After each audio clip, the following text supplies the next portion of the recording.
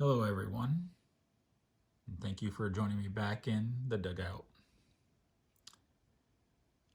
We often just talk about baseball players, the greats, like Willie Mays, Hank Aaron, Mickey Mantle, Babe Ruth, Ty Cobb, but we forget about those men that stand behind the plate, that call the strikes, call balls, call you out.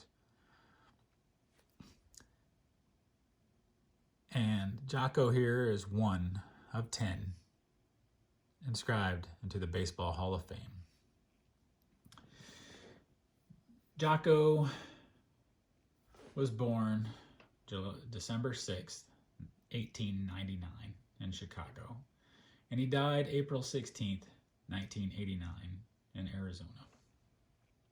He batted left, threw left, he had a batting average of .263, he had 96 hits, 31 RBIs, and he only played for the Chicago White Sox. Conlon began his professional career in 1920. He spent 13 years as a minor league player, but Conlon was known to have played with the Western League teams in Wichita until 1923.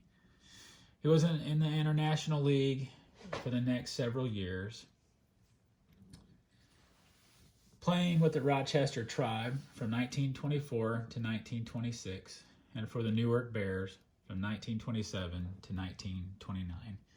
He spent a season with the Toledo Mud Hens of the American Association and returned to the International League with the Montreal Royals in 1931 and 1932. Conlon began his major league career in 1934 as a center fielder with the Chicago White Sox in 1935. However, Conlon was presented with an unusual opportunity. He was a reserve outfielder during that fateful July day when umpire Red Ormsby was overcome by heat. Since there were only 2 umpires assigned to the game, Conlon was asked to fill in. Still wearing his White Sox uniform, Conlon worked the second game of the doubleheader and impressed players from both teams with his impartiality. He was quoted, "I can remember thinking that I didn't want to show any favoritism to my own team," Conlon would later recall. "But when I called my teammate Luke Appling out at first on a close play, I not only had a hell of an argument with Appling, but I also had to fight with my own manager."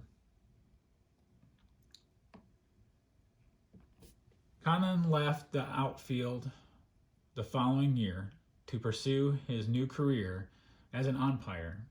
In 1941, he debuted with the National League and began a long career as one of the game's most colorful and respected umpires.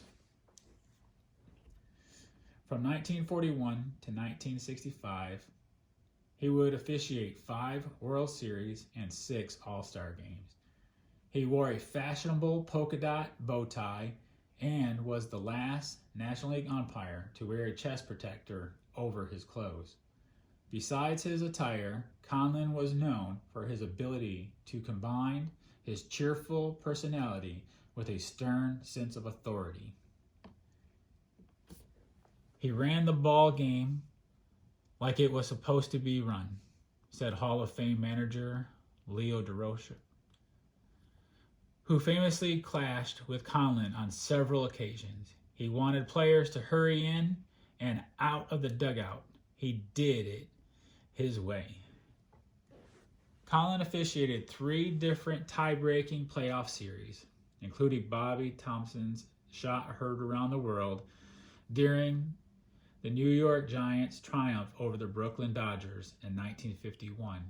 He was the home plate umpire when Gil Hodges hit 4 home runs in one game in 1950 as well as when Willie Mays equaled the feat in 1961.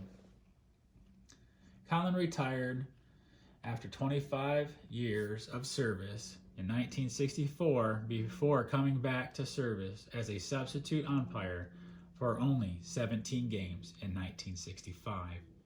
When he retired for good, National League President Warren Gillis proclaimed, "I know of no one who has been more dedicated to his profession, more loyal to the game in which he has been such a big party, and I hate to see him hang up his spikes." In 1974, Conlon became the fourth umpire to be elected to the Hall of Fame. "I lasted all these years in the game because I respected the ball players and demanded their respect too," Conlon said. "There have been some pretty good men in umpiring who were chased out. They let the game get them. I never did."